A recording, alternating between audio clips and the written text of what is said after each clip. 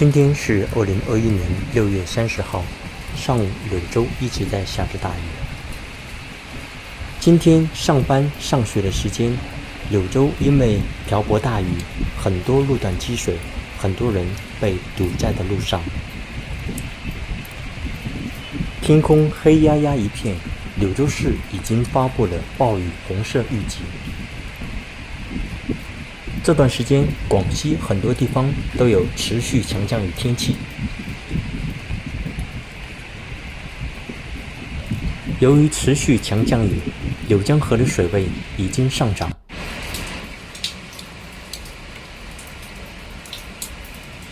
现在大家跟随我的镜头，一起看一看柳江河涨水的情况是怎样。